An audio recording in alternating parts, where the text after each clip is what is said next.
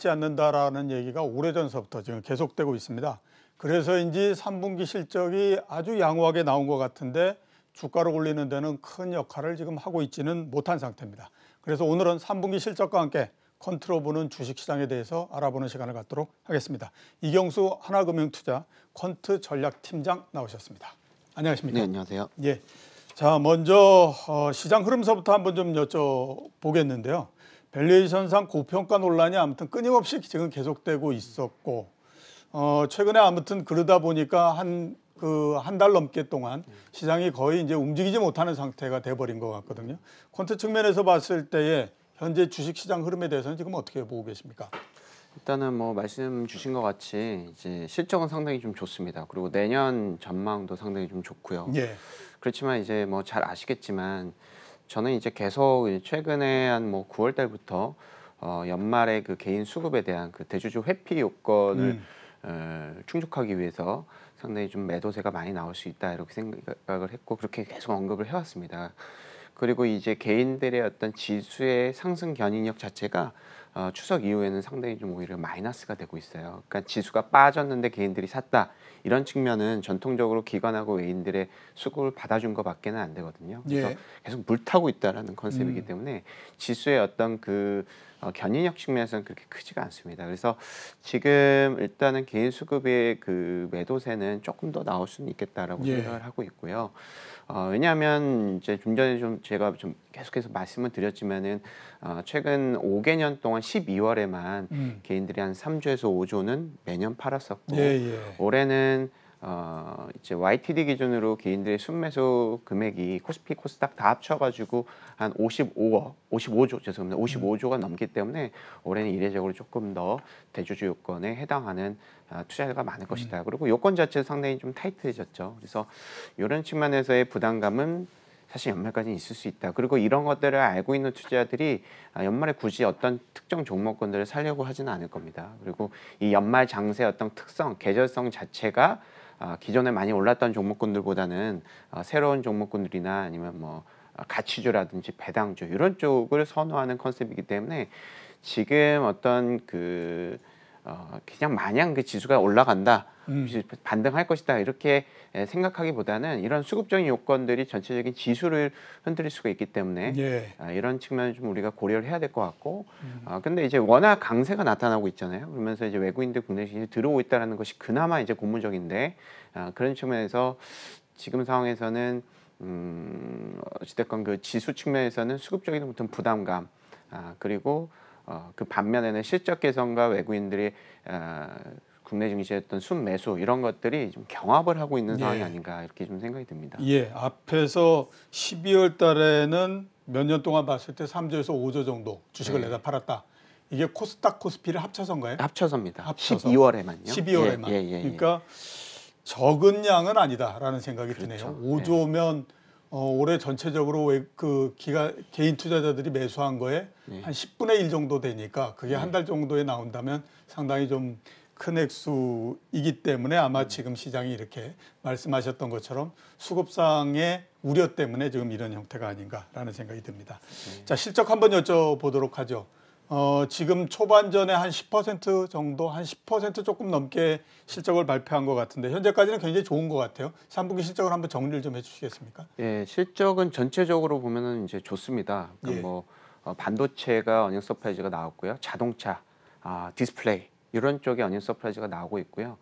하지만 이제 약간 이 세 개 업종에 편중되어 있다는 것은 약간 부담이 될 수가 있습니다. 그렇지만은 한국의 어떤 그 경기 특성상 주도 섹터가 쭉 올라가서 거기서 이제 낙수 효과를 좀 뿌리는 그런 수출 기반의 어떤 경기 회복이 불가피하기 때문에 이런 측면에 대해서는 그렇게 크게 우려를 하고 있지는 않습니다. 그래서 이들 업종군들 지금 실적이 좀 잘 나오고 있고 전체적인 실적도 상향 조정이 되고 있고 지금 3분기 실적 시즌인데 저희가 지금 관심을 가져야 될 것은 4분기보다는 그렇죠. 내년 실적입니다. 근데 4분기 내년 실적이 지금 3분기 실적이 잘 나오는 이런 업종군들 플러스 화학 업종 정도 이런 업종군들 즉 글로벌 4차 산업이라든지 뭐 신재생 에너지라든지 이런 기반의 경기 회복이 내년에 어떤 화두가 될 수 있을 것 같아요. 뭐 소비라든지 이런 것들보다는 경기 부양책 측면에서의 어떤 이런 신재생에너지 그리고 뭐 4차 산업 관련한 이런 컨셉으로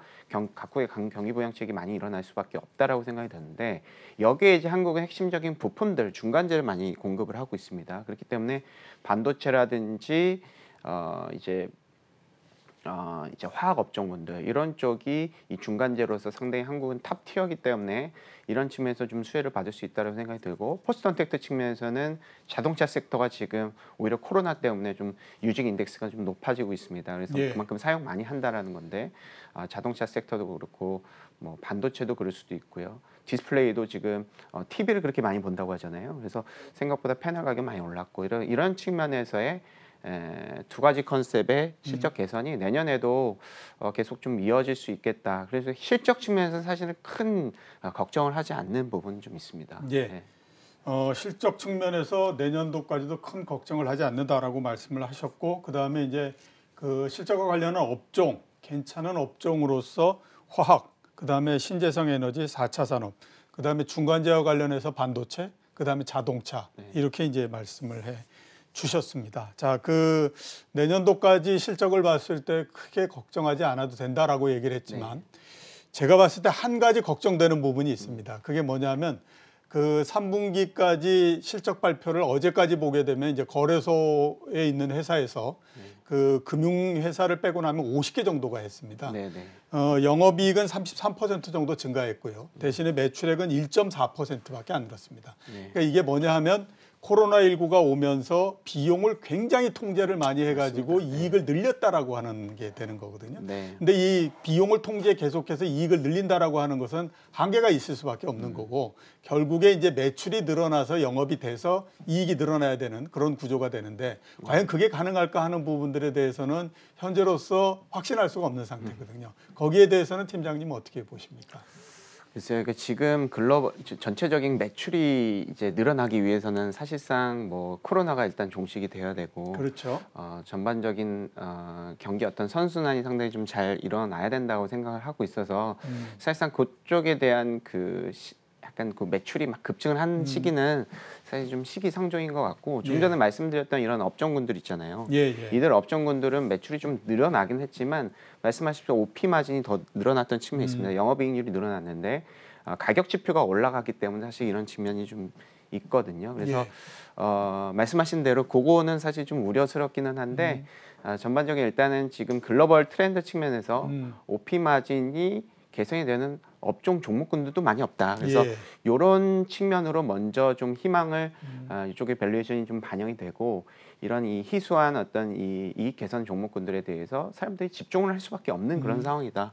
그렇게 좀 판단하고 있습니다. 예, 알겠습니다. 그러니까 이렇게 정리를 해볼 수 있을 것 같습니다. 순환적으로 경기가 순환하는 형태라고 하게 되면 뭐 그 매출이 줄었다 늘었다 막 이런 형태가 될 텐데 말씀하셨던 것처럼 앞으로 시간이 가면서 계속해서 더 유망해지는 그런 업종, 그러니까 시대를 이제 끌고 가는 그런 업종이 될 경우에는 지속적으로 매출이 계속해서 증가할 수 있는 그런 그 가능성을 갖고 있기 때문에 그런 쪽에 좀 이 포커스를 두시면 좋겠다라는 말씀을 하셨고 거기에 맞는 업종으로 아까 말씀하셨던 게 화학, 신재생 에너지, 4차 산업, 그다음에 중간재 부문에서는 반도체, 그리고 완성차 이런 것들을 지금 말씀을 주신 그런 겁니다. 예, 그 스타일 투자에 대해서 한번 제가 여쭤보도록 하겠습니다. 내년도에는 저PR 주식들에 관심을 가져야 된다라고 말씀을 하셨어요.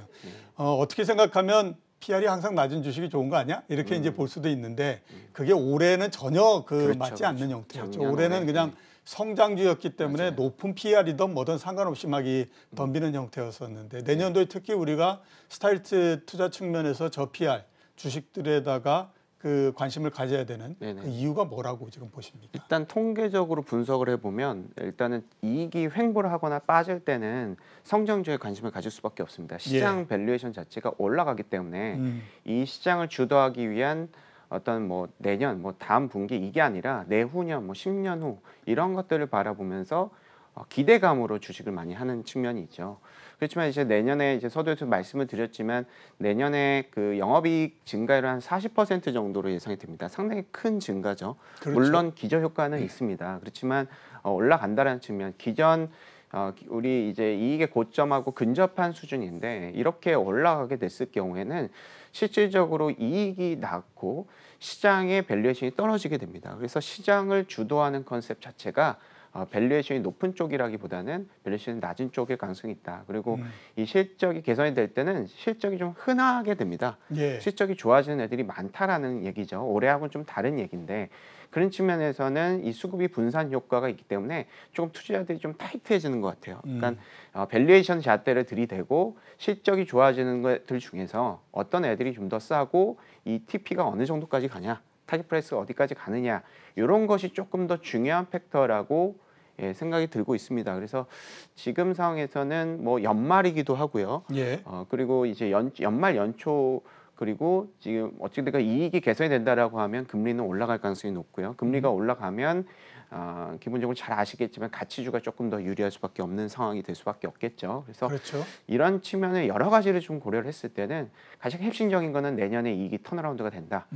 이익이 턴어라운드가 막상 이익이 벌 때는 우리가 이제 PDR이라고 많이 얘기하잖아요. 프라이스 그렇죠. 드림 레이시오. 예. 요거보다는 PER, 현실적으로 돈을 어디가 더 잘 버느냐. 예. 그거에 비해서 얼만큼 더 싸냐. 이게 조금 더 중요한 지표가 되고 실질적으로도 뭐 그런 식으로 이제 주가가 많이 움직였던 측면이 있어서 뭐 그림에서도 나오겠지만 코스피 PR이 떨어지기 시작하면 저 PR 팩터가 높아진다. 그러니까 저 PR 팩터라는 건 저 PR 종목군들 순서대로 매수를 해서 그 성과를 지금 측정을 하는 거거든요. 그래서 예.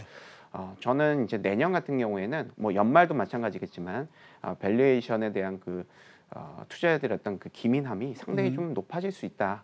이렇게 좀 보고 있습니다. 예, 알겠습니다. 가시적인 실적으로서 평가할 수 있는 PR이 훨씬 더 중요하다. 네. 이렇게 이제 말씀을 하셨고요. 마지막 질문이 될 것 같은데요. 저기 그 MSCI에 대해서 좀 여쭤보도록 예. 하겠습니다. 11월에 반기 리뷰가 있습니다. 네. 날짜를 보면 11월 10일 날 발표하고 변경일은 11월 30일이고요. 네.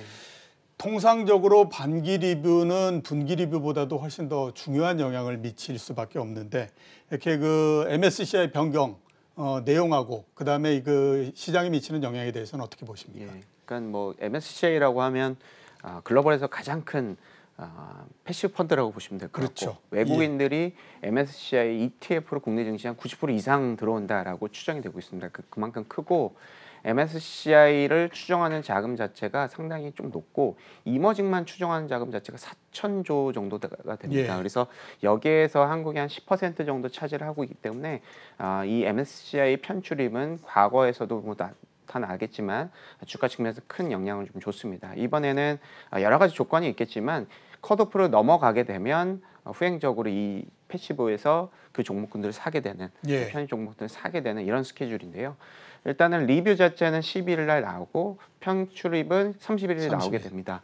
그래서 일단은 지금 뭐 어느 종목군들이 편입이 되는지 그리고 그렇게 되면 외국인들이 얼만큼 들어오는지가 가장 궁금하실 텐데 기본적으로 SK 바이오팜 그리고 SK 케미칼, 한미사이언스, 두산중공업 요 4개 종목이 이번에 이 신규 편입될 가능성이 상당히 높다 이렇게 판단하고 있습니다. 예. 이들 업종군들 중에서도 지금 뭐 거래 대금 대비해서 외국인들 유출입 금액을 살펴봤을 때 한미사이언스라든지 두산중공업이 주가 측면에서 임팩트가 좀 더 커 보이고요. 그래서 예.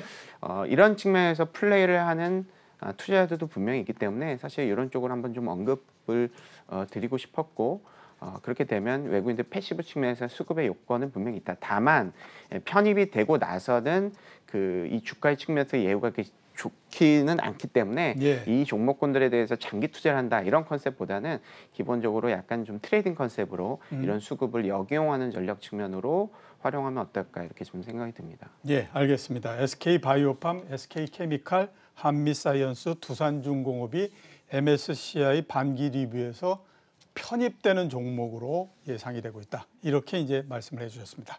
자, 오늘 나와주셔서 대단히 감사합니다. 네, 감사합니다.